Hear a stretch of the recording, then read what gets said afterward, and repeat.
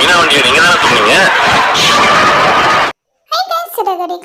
Today promo இப்போ வந்து அங்கே முத்து வராங்க. வந்த உடனே மீனா ரொம்ப ஃபீல் பண்ணிட்டு இருக்காங்க. என்னாச்சு மீனான்றாங்க. இல்லைங்க, என்னோட வண்டி வந்து காணாமல் போயிடுச்சுன்றாங்க. விட அந்த வண்டி தானே நம்ம தேடி கண்டுபிடிச்சிக்கலான்ட்டு சொல்லிட்டு இப்போ முத்து இருந்துட்டு மீனாக்கா ஆறுதல் படுத்திட்டு இருக்காங்க. அதுக்கப்புறமா இப்போ வந்து முத்து இருந்துட்டு அந்த பழைய சாமான் கிடைக்க போகிறாங்க.